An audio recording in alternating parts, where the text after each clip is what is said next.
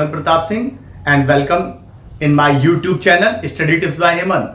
Students, आज हम लोग क्लास 10th में अर्थमेटिक प्रोग्रेशन में एक्सरसाइज 5.1 का फर्स्ट क्वेश्चन का फर्स्ट पार्ट डिस्कस करने जा रहे हैं। Page 99 exercise 5.1।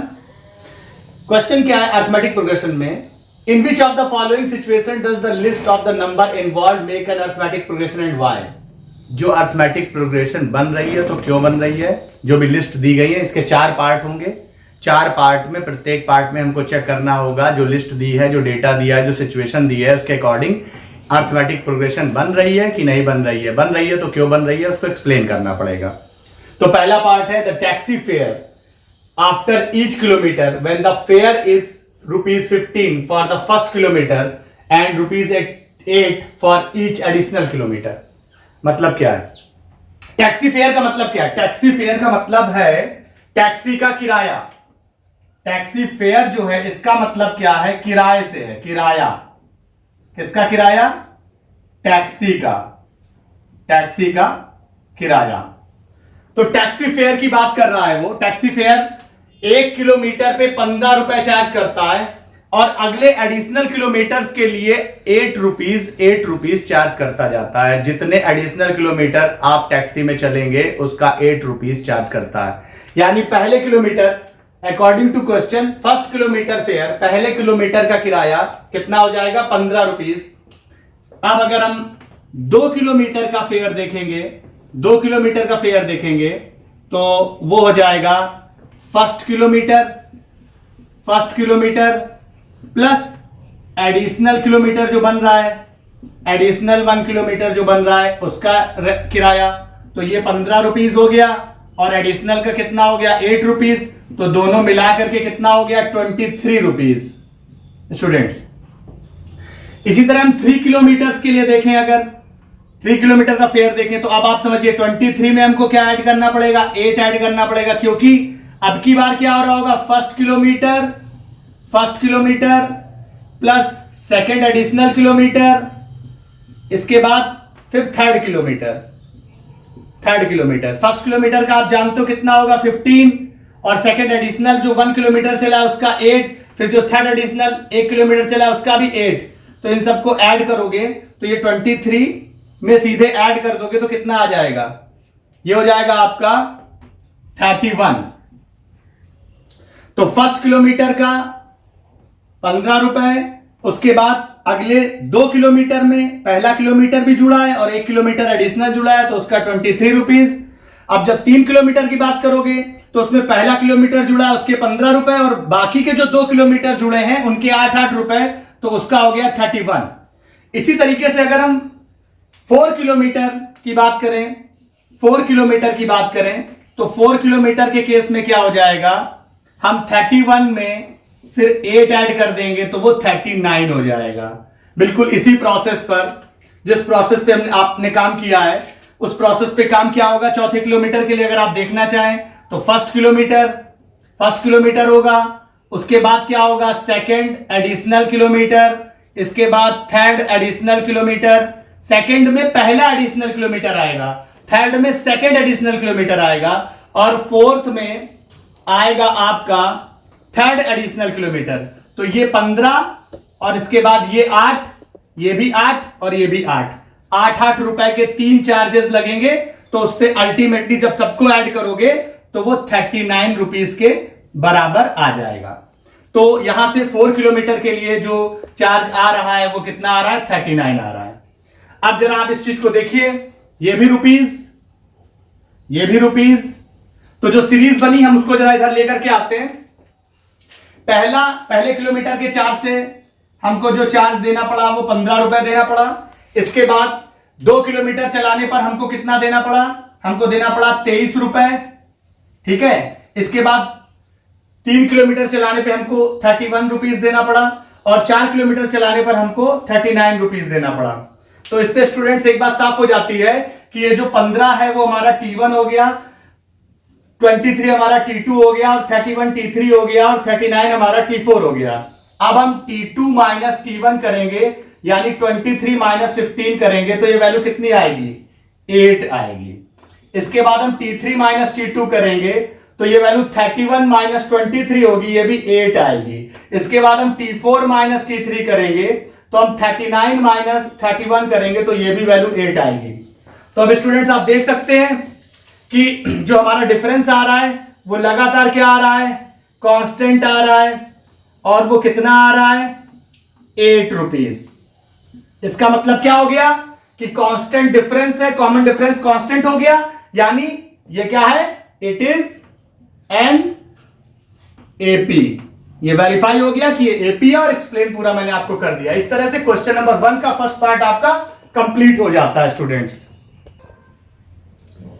क्वेश्चन नंबर 1 का second part NCERT page number 99 arithmetic progression. Question है the amount of air present in a cylinder when a vacuum pump removes 1/4 of air remaining in the cylinder at the time. बहुत अच्छा question है students, थोड़ा सा दिमाग लगाने की जरूरत है। दिमाग क्या लगाना है, the amount of air present in a cylinder, जो अमाउंट सिलेंडर में प्रेजेंट है उसको एक वैक्यूम पंप क्या करता है, रिमूव करता है 1/4 of the air. A vacuum pump removes 1/4 of the air remaining in the cylinder at a time। तो जो एयर उसमें प्रेजेंट रहती है, यहां पर बिल्कुल भी ये नहीं बताया गया है कि एयर कितने वॉल्यूम की है, उसका वॉल्यूम क्या है, या कितनी एयर इसके अंदर प्रेजेंट है, ये बात भी नहीं बताई गई है। इसका मतलब स्टूडेंट्स आपको ये एज्यूम करना पड़ेगा कि सिलेंडर के अंदर इतनी एयर प्रेजेंट थी, हां जितनी प्रेजेंट थी उसका 1/4 वो रिमूव कर देता है वैक्यूम पिस्टन। उसके बाद जो बचती है उसका फिर 1/4 रिमूव कर देता है, फिर जो बचती है उसका 1/4 रिमूव कर देता है। यानी ये इंफॉर्मेशन आपको दी गई है, तो आपको सब कुछ एज्यूम करना पड़ेगा, यहां कोई डेटा गिवन नहीं है। तो अब आप थोड़ा सा प्रैक्टिकली समझ लीजिए। जैसे ये कोई पिस्टन है, इस पिस्टन के अंदर मान लीजिए y लीटर वॉल्यूम है गैस का। अब इससे जब पिस्टन क्या करता है, इस वॉल्यूम का 1/4 निकाल देता है, मतलब y का 1/4 निकाल देता है। जब y का 1/4 निकाल देता है तो जो बचती है एयर वो क्या बचती है, y माइनस y/4। अब ये जो बचती है y माइनस y/4, इसका फिर 1/4 निकाल देता है। अब y माइनस y/4 का 1/4 निकाल देगा, फिर जो बचेगी एयर उसका फिर 1/4 निकाल देगा। इस तरीके से जो डेटा बन करके आएगा उसमें हमको ये बताना है कि ये एपी बन रही है कि नहीं बन रही है। सिंपल क्वेश्चन है। तो सबसे पहले हम लोग अब इसको जरा सा डेटा वाइज करते हैं पूरा कायदे से सिस्टमेटिकली। तो हम लेट अस कंसीडर करते हैं कि हमारा जो सिलेंडर है वो जब पहली बार वॉल्यूम हम इसका ले लेते हैं y लीटर, ठीक है। इसके बाद जैसे ही फर्स्ट पिस्टन एक बार निकालता है तो कितना निकालता है, y का 1/4, मतलब y इंटू 1/4 उसने रिमूव कर दिया। तो जो रिमेनिंग बची वो क्या बची, रिमेनिंग एयर क्या बची, रिमेनिंग एयर बची y माइनस y/4। इसको जब सॉल्व करोगे तो क्या आएगा, 4y minus y/4 that is equal to 3y/4। ये बची, शुरुआत में कितनी थी y और बची कितनी 3y/4। अब जो 3y/4 बची है, ये बची है, इसका 1/4 निकाल देगा पिस्टन। तो फर्स्ट टाइम जब उसने निकाला उस समय y लीटर थी, सेकंड उसमें कितनी बचेगी 3y/4, ठीक है। इसके बाद जब इसका थर्ड में आएंगे जब, तो 3y/4 का 1/4 कितना हो गया, 3y/16 हो गया। तो अब 3y/16 तो ये उसने निकाल दी, तो रिमेनिंग क्या बची उसको देखिए, रिमेनिंग एयर क्या बची, 3y/16 तो निकाल दी, और बची थी 3y/4। तो 3y/4 में से 3y/16 को सब्ट्रैक्ट करोगे, जब इसको सब्ट्रैक्ट करोगे एलसीएम लोगे 16, तो ये कितना आएगा, 16 एलसीएम लोगे तो 4 3 12, 12y minus 3y, 12y minus 3y, तो ये वैल्यू आ जाएगी 9y/16। तो इसका मतलब थर्ड उसमें आपको जो मिलेगी वो मिलेगी 3y/16 एयर, इतने लीटर की एयर आपकी बची होगी उसके अंदर। तो इसका मतलब क्या हो गया स्टूडेंट्स, ये आपका हो गया y लीटर। अब जो सीरीज बन रही है जरा उसको अलग कर लीजिए। सीरीज क्या बन रही है आपकी, एक तो बन रही है y लीटर, इसके बाद क्या बन रही है 3y/4 लीटर, इसके बाद क्या बन रही है, इसके बाद क्या बन रही है 9y/16 बन रही है भाई, 9y/16। इसके बाद क्या बन रही है 9y/16। तो फर्स्ट हो गई y लीटर, सेकंड हो गई 3y/4, थर्ड हो गई 9y/16। इसको हमने T1 मान लिया, इसको T2 मान लिया, इसको T3 मान लिया। चलिए अब T2 माइनस T1 करिए। T2 माइनस T1 करेंगे, T2 माइनस T1 करेंगे तो क्या होगा 3y/4, 3y/4 में से हम y को सब्ट्रैक्ट करेंगे तो कितना आएगा 3y माइनस 4y/4, तो वैल्यू आएगी -y/4। ये वैल्यू आ गई T2 माइनस T1 की -y/4, क्योंकि बड़े में से छोटे को सब्ट्रैक्ट कर रहे हैं तो वैल्यू आ रही है -y/4। इसके बाद T3 माइनस T2 करते हैं। जब T3 माइनस T2 करेंगे तो T3 कितना है 9y/16, 9y/16। इसमें से किसको सब्ट्रैक्ट करना है 3y/4 को। जब इसको आप सब्ट्रैक्ट करोगे तो आप ध्यान से देखिए क्या बनेगा आपका, एलसीएम ले लोगे 16 तो इधर आएगा 9y और इधर क्या आएगा 4 3 12 -12y। तो 9y माइनस 12y कितना हो जाएगा आपका, बचेगा -3y/16। अब आप देख सकते हैं स्टूडेंट्स, यहां पर वैल्यू आई थी कितनी -y/4 और यहां पर वैल्यू कितनी आ रही है -3y/16। क्या ये दोनों वैल्यूज आपस में बराबर हैं? तो आंसर क्या होगा, ये दोनों वैल्यूज आपस में बराबर नहीं है, नो। तो इसका मतलब T2 माइनस T1 बराबर नहीं आया है T3 माइनस T2 के। तो इससे ये बात प्रूव हो जाती है कि ये एपी का फॉर्मेशन नहीं है, यानी ये एपी को फॉर्म नहीं कर रहा है। अब स्टूडेंट्स अगर ये एपी को फॉर्म नहीं कर रहा है तो ये हमारा इस तरीके से प्रूव हो जाता है। अभी इसको हम डिजिट से भी इस क्वेश्चन को कर सकते हैं। इस क्वेश्चन को हम डिजिट से भी आपको करना सिखाते हैं, मैं बता रहा हूं इसको डिजिट से करना। इसी क्वेश्चन को हमने आपको वेरिएबल फॉर्म में बता दिया, अब ऐसे क्वेश्चन को डिजिट फॉर्म में भी आप सॉल्व कर सकते हो। लेकिन स्टूडेंट्स एक बात ध्यान रखिएगा, डिजिट फॉर्म में करने में एक आपको सावधानी ध्यान देनी पड़ेगी कि यहां पर 1/4 वो रिमूव कर रहा है। तो ऐसा नंबर लो, इनिशियल वैल्यूम जब ले रहे हो आप गैस का, तो ऐसा वैल्यूम लो जो 4 से डिविजिबल हो। 64 लीटर ले लो, 800 लीटर ले लो, 400 लीटर ले लो, तो उससे क्वेश्चन आप जब सॉल्व करोगे तो थोड़ा आपके लिए इजी रहेगा। तो हमने क्या किया, इसके लिए हमने इनिशियल वैल्यूम स्टार्टिंग में ले लिया। जब फर्स्ट टाइम हम एयर निकालेंगे उस समय हमने 400 लीटर ले लिया, 400 लीटर ले लिया। इसके बाद अब इस 400 लीटर का 1/4 क्या होना है, रिमूव होना है। तो वो रिमूव होके कितना हो जाएगा 100 लीटर। तो जो रिमेनिंग क्या बचेगा, रिमेनिंग क्या बचेगा, रिमेनिंग एयर जो बचेगी वॉल्यूम में, रिमेनिंग एयर लीटर में जो वॉल्यूम में बचेगी वो क्या बचेगी 400 में से 100 माइनस कर दो तो कितना हो जाएगा 300 लीटर, ये रिमेनिंग बच गई। तो सेकंड के लिए जो एयर प्रेजेंट होगी वो होगी 300 लीटर। अब 300 लीटर जो प्रेजेंट है इसका फिर 1/4 निकलेगा वो थर्ड के लिए, ठीक है। आप देखते जाओ ना क्वेश्चन में क्या कह रहा है, 1/4 of the air remaining in the cylinder at a time. जो एक बार निकालेगा जितनी एयर बचेगी उसका 1/4 फिर निकाल देगा, फिर जो बचेगी फिर उसका 1/4 निकाल देगा। तो जब 400 से 1/4 निकाला तो बची कितनी 300 लीटर। अब 300 लीटर बची है, इसका 1/4 निकालेगा तो 300 का 1/4 जब निकाल देगा तो आप इसको सॉल्व आउट करिए तो ये 75 लीटर आएगा। अब 75 लीटर तो ये निकाल चुका है, तो रिमेनिंग कितनी बची, रिमेनिंग एयर वो कितनी बची लीटर में। तो 300 में से 75 को माइनस कर दो तो ये कितना हो जाएगा 225 लीटर हो जाएगा, 225 लीटर। अब बताइए थर्ड उसमें आ गया 225 लीटर। अब अगर ये बची है थर्ड के लिए, अगर हमें फोर्थ के लिए देखना है कि फोर्थ जब चौथी बार वो निकालेगा तो क्या करेगा, तो बची कितनी है आपके पास 225 लीटर। अब उसे निकालना है 225 लीटर का 1/4 निकाल देना है। तो 225 लीटर का 1/4 जब निकालेगा तो 225 का 1/4 निकालेगा तो ये आएगा, डिवाइड कर लीजिए, 4 5 जा 20 और 4 6 जा 24, 56.25 लीटर। तो रिमेनिंग एयर क्या होगी आपकी?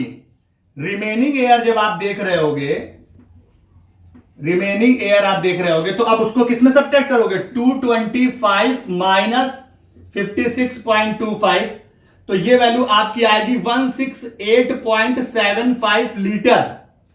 तो ये वैल्यू आपकी अब आ जाएगी 168.75 लीटर।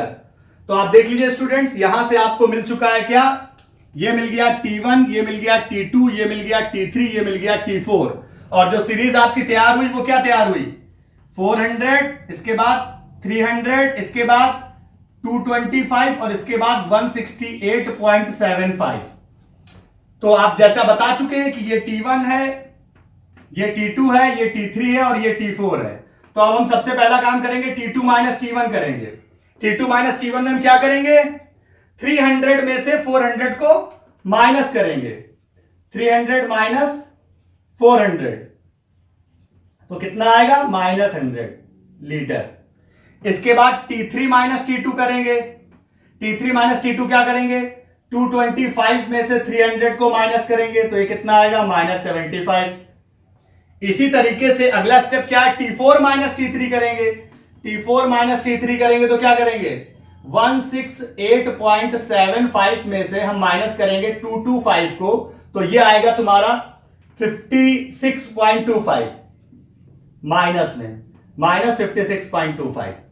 तो आप ध्यान से देखिए, क्या T2 माइनस T1 जो आया है, T2 माइनस T1 वो बराबर नहीं है T3 माइनस T2 के, T3 माइनस T2 के बराबर नहीं है, और वही बराबर नहीं है T4 माइनस T3 के। कोई भी वैल्यू आपस में बराबर नहीं है। इसका मतलब क्या हो गया? ये वैल्यू देखिए -100 लीटर आ रही T2 माइनस T1, ये -75 लीटर आ रही है T3 माइनस T2, और T4 माइनस T3 आपका क्या आ रहा है? -56.25, जो कि सारी वैल्यूज डिफरेंट हैं। इससे ये प्रूव हो जाता है स्टूडेंट्स कि ये एपी नहीं है। क्यों? क्योंकि कॉमन डिफरेंस सेम नहीं आया, so it is not an AP. तो आंसर क्या हो गया? आंसर हो गया no, it is not an AP, it is not an AP, क्योंकि डेटा यहां पर कॉमन डिफरेंस का सेम नहीं आया। इस तरीके से क्वेश्चन नंबर 1 का सेकंड पार्ट आपको हमने वेरिएबल फॉर्म में भी बता दिया और डिजिट से भी करना सिखा दिया। क्वेश्चन 1 का ये थर्ड पार्ट है, the cost of digging a well after every metre of digging when it cost is ₹150 for the first meter and rises by ₹50 for each subsequent meter। Student यहां पर दो बातें ध्यान देने की जरूरत है। सबसे पहले तो डिगिंग का मतलब क्या है? डिगिंग का मतलब होता है खोदने से, खुदाई होने जा रही है, खोदना, यानी कोई cost of digging a well, एक कुआं, वेल होता है कुआं, कुआं खोदने का एवरी मीटर का जो चार्ज है फर्स्ट मीटर का वो लेता है कितना? 150 रुपए। और इसके बाद सब्सिक्वेंट मीटर्स जो होते हैं उनमें वो ₹50 लेता रहता है, सब्सिक्वेंट मीटर्स में ₹50 लेता रहता है। तो क्वेश्चन में cost of digging first metre का क्या है? 150 रुपए। इसके बाद वो जो अगला मीटर खोदेगा, पहला मीटर तो 150 रुपए में खोद देगा, उसके बाद जब 2 मीटर खोद रहा होगा तो 1 मीटर खोद चुका होगा 150 रुपए में, तो अगला मीटर खोदेगा उसके लिए वो 50 रुपए चार्ज लेगा। अगर 3 मीटर खोदेगा तो पहला मीटर 150 रुपए में खोद देगा, फिर अगला मीटर फिर 50 रुपए में, फिर अगला मीटर फिर 50 रुपए में। इस तरीके से वो जितना आप उससे खुदवाओगे उतना वो एडिशनल 1 मीटर खोदने का 50 रुपए एक्स्ट्रा चार्ज करता रहेगा। तो कॉस्ट ऑफ डिगिंग 1 मीटर कितना हो गया? 150 रुपीज। इसके बाद कॉस्ट ऑफ डिगिंग 2 मीटर के लिए क्या होगा? फर्स्ट मीटर, इसके बाद प्लस जो एडिशनल आप एक्स्ट्रा मीटर खोद रहे हो सेकंड में क्या आ रहा है? एडिशनल एक्स्ट्रा मीटर जो आ रहा है, एक्स्ट्रा मीटर, इसमें इसका चार्ज 50 रुपए। तो फर्स्ट मीटर का वो चार्ज क्या लगाएगा? 150 रुपीज, वही बात। और जो एक्स्ट्रा आपने 1 मीटर खुदवाया उसका 50 रुपए। तो टोटल मिलकर के कितना हो गया? 200 रुपए चार्ज उसका हो गया 2 मीटर के लिए। जब आप 3 मीटर खुदवाएंगे आप, कॉस्ट ऑफ डिगिंग 3 मीटर, जब 3 मीटर की बात आएगी तो फिर वही बात आप समझ गए होगे, 200 में आप क्या जुड़ने वाला है, 200 में जुड़ने वाला है 50। इसको अगर आप एक्सप्लेन करना चाहते हो तो ऐसे कर सकते हो, फर्स्ट मीटर का चार्ज, इसके बाद एडिशनल फर्स्ट मीटर और फिर एडिशनल सेकंड मीटर। तो एडिशनल फर्स्ट मीटर का 50 रुपए और एडिशनल सेकंड मीटर का फिर 50 रुपए। ये टोटल कितना हो गया, 250 रुपीज। अगर हमें कॉस्ट ऑफ डिगिंग 4 मीटर का चाहिए तो 250 में कितना ऐड करेंगे हम, 50। और समझने के लिए आप समझ सकते हो, पहले मीटर को वो खोद देगा किसमें, 150 रुपए में फर्स्ट मीटर। उसके बाद जो एडिशनल मीटर है, एडिशनल मीटर एक सेकंड मीटर है, फिर थर्ड मीटर है, ठीक है। फर्स्ट मीटर तो उसने कितने में खोद दिया, 150 रुपए में, सेकंड मीटर में फिर 50 रुपए, फिर थर्ड मीटर में फिर 50 रुपए, और फोर्थ मीटर में फिर 50 रुपए। तो ये टोटल कितना हो गया, 300। तो यहां से आपको एक डेटा मिल गया, सीरीज मिल गई। पहला 150 रुपए, दूसरा 200 रुपए, तीसरा 250 रुपए और चौथा 300 रुपए। तो यहां से आपको सीरीज क्या मिल गई, 150, 200, 250, 300। इसको बोल दिया T1, इसको बोल दिया T2, इसको बोल दिया T3, इसको बोल दिया T4। अब स्टूडेंट्स बहुत छोटा सा काम करना है, देख लीजिए। T2 माइनस T1 करिए, क्या आएगा, 200 माइनस 150, ये वैल्यू आएगी 50। T3 माइनस T2 करिए, 250 माइनस 200, ये वैल्यू आएगी 50। T4 माइनस T3 करिए, 300 माइनस 250, ये वैल्यू आएगी 50। इसका मतलब क्या हो गया स्टूडेंट्स, बहुत सिंपल सी बात है, T2 minus T1, T3 minus T2 और T4 माइनस T3 ये सब आपस में बराबर आ गए। इसका मतलब ये एक AP है, yes it is an AP, क्योंकि कॉमन डिफरेंस बराबर सेम आ रहा है। ये आपका हो गया आंसर। क्वेश्चन नंबर 1 का थर्ड पार्ट, इसका आंसर ये हो गया। नंबर 1 का फोर्थ पार्ट आपकी स्क्रीन में है। The amount of money in the account every year when ₹10,000 is deposited at compound interest at 8% per annum. तो जब अकाउंट ओपन किया गया है तो ओपनिंग अमाउंट, जो account every year when 10,000 is deposited, तो ओपनिंग अमाउंट वो होगा जो पैसा जस्ट जमा किया जाता है अकाउंट ओपन करने में, उसको ओपनिंग अमाउंट बोल दिया गया, क्योंकि उस समय कोई अमाउंट होगा ही नहीं, वही जो आपने जमा किया होगा वही आपका अमाउंट होगा, ठीक है। तो 10,000 आपका ओपनिंग वैल्यू, आपका अमाउंट हो गया। इसके बाद amount of money in account in every year. अब यहां पे कंपाउंड इंटरेस्ट की बात की गई है। कंपाउंड इंटरेस्ट का फॉर्मूला होता है भैया, A is equal to P times 1 plus R upon 100 to the power n। कुछ लोग इसको ये भी लिखते हैं, A is equal to P times 1 plus R upon 100 to the power t। यानी n और t एक ही चीज को रिप्रेजेंट करते हैं, वो होता है समय। A रिप्रेजेंट करता है अमाउंट को, P करता है प्रिंसिपल को, R करता है रेट को और n करता है टाइम को। A रिप्रेजेंट करता है अमाउंट को, R रिप्रेजेंट करती है रेट को और T या N रिप्रेजेंट करता है टाइम को और P रिप्रेजेंट करता है प्रिंसिपल को, ठीक है। तो ये आपको हमने थोड़ा सा आइडिया दे दिया क्योंकि इसका यहां पर यूज हो रहा है। तो पहले फर्स्ट ईयर में जो अमाउंट बनेगा वो क्या बनेगा, प्रिंसिपल कितना है फर्स्ट ईयर के लिए जब हम लिखेंगे तो वो बनेगा कितना, 10,000 और रेट कितनी है 8%, तो 1 प्लस 8 अपॉन 100, चूंकि फर्स्ट ईयर की बात कर रहे हैं तो टाइम क्या होगा 1 ईयर। इसके बाद जब सेकेंड ईयर की बात करेंगे जब सेकेंड ईयर की बात करेंगे तो हमारा फिर प्रिंसिपल तो वही है 10,000 और 1+8 रेट है 8%, 8/100 कर दिया। लेकिन अब की बार टाइम चूंकि 2 साल की बात हो रही है तो यहां पर n या t की जगह 2 लग जाएगा। जब थर्ड ईयर की बात होगी,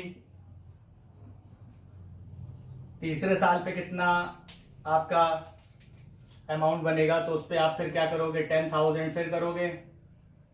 इसके बाद 1+8/100, अब की बार टाइम 3 पड़ जाएगा। अब आप देख सकते हैं स्टूडेंट्स, ये वैल्यू आप जब निकालोगे तो ये वैल्यू 10,000 में यहां से कितना आ रहा है, 108/100 और यहां से आप देखो तो 10,000 इंटू 108/100 इंटू 108/100 आ रहा है, क्योंकि पावर वहां पर क्या हो रही है, 2 हो रही है। अब जब आप यहां पर देखोगे तो 10,000 के साथ इंटू में 108/100 की पावर 3 बार आ रही है तो 108/100, 108/100। तो आप एक बात समझ लीजिए कि ये जो वैल्यूज आई हैं ये वैल्यू सब में सेम है, पर यहां पर ये 1 बार रिपीट हो रही है, यहां पर ये 2 बार रिपीट हो रही है, यहां पर ये 3 बार रिपीट हो रही है, जो कि फ्यूचर में आप एक कॉन्सेप्ट पढ़ोगे जीपी का, ज्योमेट्रिक प्रोग्रेशन में ये चीज आपको क्लियर हो जाएगी कि एक जीपी बन रही है। आपके भी सिलेबस में नहीं है, क्लास 11th में आप जीपी पढ़ोगे तो ये एपी तो नहीं बन रही है, क्योंकि ये वैल्यू जो आएगी उसमें अगली वैल्यू में 108/100 मल्टीप्लाई हो रहा है, उसके अगली वैल्यू में 108/100 2 बार मल्टीप्लाई हो रहा है। तो ये T1 और ये T2 और ये T3 कैलकुलेट होने के बाद कॉमन सेंस से आप देखिएगा T2 माइनस T1 कभी भी T3 माइनस T2 के बराबर नहीं आएगा। यानी इसका मतलब ये जो डेटा है ये एपी का नहीं हो सकता है। आपको साफ साफ दिखाई पड़ रहा है। तो so answer is no, it is not an AP, not an AP, क्योंकि जो अमाउंट आ रहा है वो अमाउंट कहीं से भी एपी का फॉर्मेशन नहीं कर रहा है, ये हमको साफ साफ दिखाई पड़ रहा है। ओके, तो इससे क्वेश्चन नंबर 1 का 4th पार्ट आपका कंप्लीट हो जाता है स्टूडेंट्स। इस तरीके से क्वेश्चन 1 आपका पूरी तरह कंप्लीट हो जाता है। अब अगर आपको मेरा वीडियो पसंद आया हो तो प्लीज चैनल को लाइक करिए, सब्सक्राइब करिए, शेयर करिए।